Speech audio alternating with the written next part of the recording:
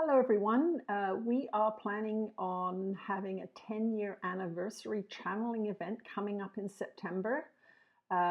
We would love as many of you to join as possible. We're going to have 6, 7, 8 different channelers on, some new that have never channeled in public before, and some who are more experienced. This is to celebrate this work. And for all of you that have been enjoying these videos for so many years on YouTube, we would like you to show support for this work by joining us for that event.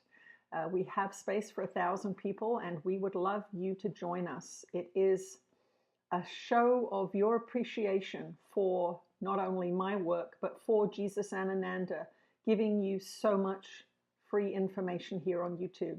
Please go to channelingjesus.com and you will see the event there listed there on the homepage or on the events page.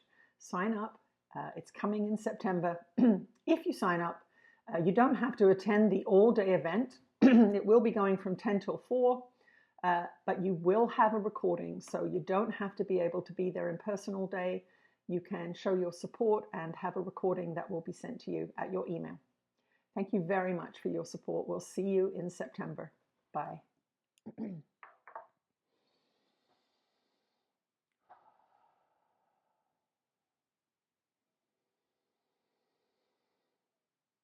You are blessed beings indeed. I am that one that you know as Jesus. When you are engaging in your own mental gymnastics, most of you think that they are secret. Most of you think that they have nothing to do with the world. Most of you think that they have no effect on other people. Most of you think that they are, in fact, powerless. This is the greatest illusion under which you live these days. In the past, people knew the power of prayer. They knew that their focus would bring things into manifestation because they had simple lives and they didn't have very many distractions such as you have in your world today.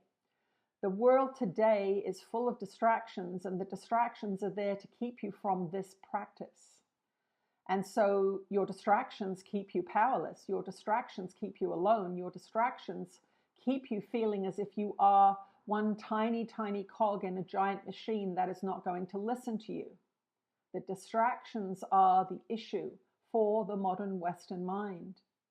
What we want you to understand as you are doing A Course in Miracles is that your mind is the creator of worlds. You have been made in the image of God, and you are a powerful, powerful creator. And everything that you are experiencing in each moment is your consciousness washing over you.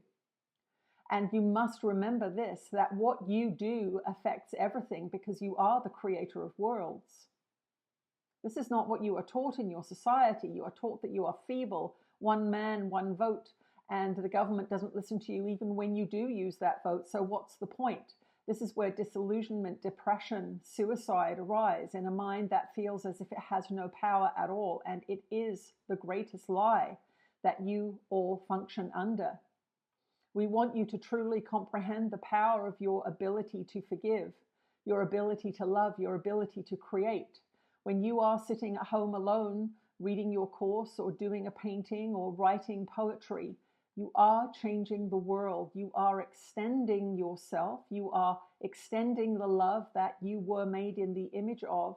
And that is how God created this experience that you are having, your creations. You are God's favorite creation. And your creations, the things that arise from within your loving mind, these are your creations, and you value them and you love them. But you can value lies and you can love that which is not true. And that is what this book is all about. It is about realigning you into accord with that which is true, so that you can love that which will bring you benefit, that which will bring you peace, and that which will bring you joy. So that is what this is about. It is about the power of your mind to change everything. When you believe in love and act accordingly and see your brothers and sisters on this plane with loving eyes, even though you may not agree with their behavior, even though you may not agree with their choices, you honor them because they are a child of God, and you say they are free to do as they choose and to reap the harvest of whatever they choose, and that will be their choice and their lesson and their experience. And it is none of my business. I can love them, even though I may not hang out with them because their values are so different than mine.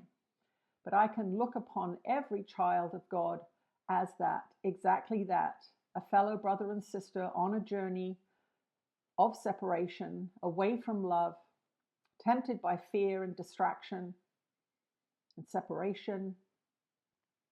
Have compassion for your fellow brothers and sisters at this time on your planet when so many feel lost and so many are deeply immersed in separation. You are a fortunate one. You are one of the lucky ones. Do not judge them. Do not separate from them mentally and emotionally. But if you see somebody struggling, if you see someone having a hard time, have compassion in your heart and mind for them. You cannot physically help every person who is suffering on this planet at this time. There are too many.